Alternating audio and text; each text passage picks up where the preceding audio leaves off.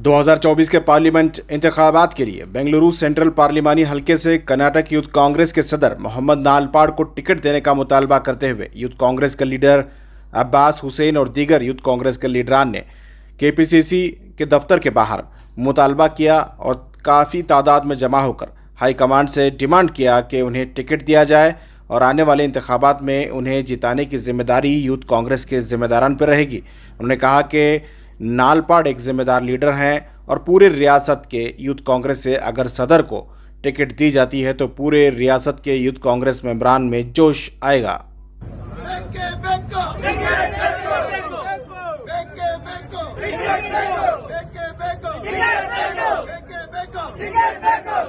State youth president नलपाड़ Mohammad नलपाड़ के लिए हम बेंगलोर सेंट्रल सीट के पूछने के लिए गए थे। हम डीके शिव कुमार सर से मिले, हम रामलिंग रेड्डी सर से मिले, हम दिनेश गुंडूराव जी से मिले। देखिए, स्टेट के हर एक रीजन में जाके यूथ कांग्रेस को उन्होंने स्ट्रांग बनाया है और ये सही हकदार हैं इस चीज़ के लिए। इन्हें अगर नहीं मिलेगा तो और किसको देंगे? अभी माइनॉरिटी वार्ड है, माइनॉरिटी रीजन है, कॉन्स्टिट्यूंसी है, तो 100% जीतने के 100% चांसेस हैं। तो अभी यही है सही हकदार हम समझते हैं। अब इतना लेट क्यों किया? अभी तो मीटिंग होने वाली नहीं, स्टार्टिंग से हमें लगा था कि इन्हीं को सीट दी जाएगी।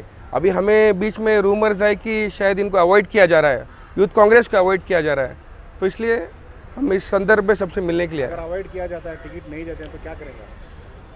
सर, हकदार को टिकट नहीं मिलेगी तो फिर अब यूथ कांग्रेस को अवॉइड करने लायक हो जाएगा ना फिर सर। नेक्स्ट इलेक्शन में यूथ कांग्रेस कैसे काम करेगी इनके साथ? क्यों मोहम्मद नलपाड़ को टिकट मिलना चाहिए? 4 साल से जब से मैं देख रहा हूँ यूथ कांग्रेस के अंदर, यूथ कांग्रेस कहीं बोर्ड पे नहीं थी।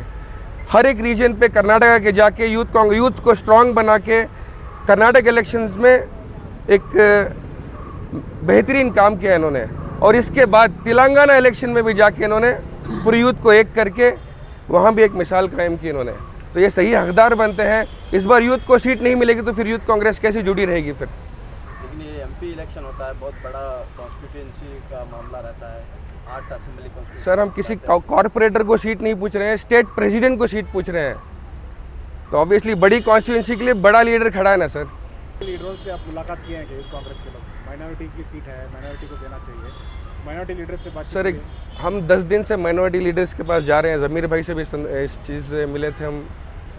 देखते हैं, सब लोग हाँ भर रहे थे। अभी लास्ट में 2 दिन से रूमर्स उठ रहे हैं कि सीट नहीं मिलेगी करके, तो इसलिए हम फिर से एक बार रिक्वेस्ट करने के लिए यूथ कांग्रेस जुड़ के हम गए इनके साथ। ನಾವು ಯಾವುದೇ ಕಾರಣಕ್ಕೂ ಇವತ್ತು ಪ್ರತಿಭಟನೆ ಅಂತ ನಾವೇನು ಮಾಡೋಕ್ಕೆ ಹೋಗಿಲ್ಲ.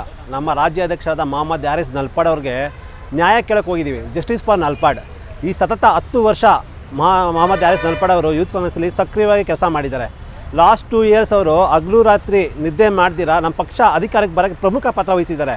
ಇಡೀ ರಾಜ್ಯದಲ್ಲಿ 224 ಕ್ಷೇತ್ರದಲ್ಲಿ ಎಲ್ಲ ಯುವ ಕಾಂಗ್ರೆಸ್ ಕಾರ್ಯಕರ್ತರನ್ನು ಒಗ್ಗೂಡಿಸಿ ಈ ನಮ್ಮ ಯೂತ್ ಕಾಂಗ್ರೆಸ್ಸಿಂದ 3 ಲಕ್ಷ ಜನ ಯೂತ್ ಜೋಡೋ ಬೂತ್ ಜೋಡೋ ಅಂತ ಮೆಂಬರ್ಗಳನ್ನು ಮಾಡಿ ನಮ್ಮ ಪಕ್ಷ ಏನೋ ಅಧಿಕಾರಕ್ಕೆ ಬಂದಿದೆ ಅಂದರೆ ಪ್ರಮುಖ ಪಾತ್ರ ಯೂತ್ ಕಾಂಗ್ರೆಸ್ ಕಾರ್ಯಕರ್ತರು ಪ್ರಮುಖ ಪಾತ್ರ ವಹಿಸಿರ್ತಾರೆ. ಅಂಥದ್ದಲ್ಲಿ ಕಳೆದ ಬಾರಿ ವಿಧಾನಸಭಾ ಚುನಾವಣೆಯಲ್ಲಿ 23 ಜನ ನಾವು ಸ್ಟೇಟ್ ಆಫೀಸ್ ಬೇರೆಯವರು, ಜಿಲ್ಲಾಧ್ಯಕ್ಷರು ಅಸೆಂಬ್ಲಿ ಆಸ್ಪರೇಟ್ಗಳಾಗಿದ್ದರೆ ಒಬ್ಬರು ಟಿಕೆಟ್ ಸಿಗಲಿಲ್ಲ. ಆದರೂ ನಮ್ಗೆ ಯಾವುದೇ ಕಾರಣಕ್ಕೂ ನಾವು ಬೇಜಾರು ಮಾಡ್ಕೊಳ್ಳಿಲ್ಲ.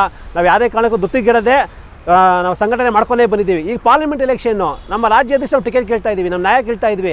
ಮುಂದಿನ ನೆಕ್ಸ್ಟು ಇನ್ನೊಂದು 6 ತಿಂಗಳಿಗೆ ಯೂತ್ ಕಾಂಗ್ರೆಸ್ ಎಲೆಕ್ಷನ್ ಬರುತ್ತೆ.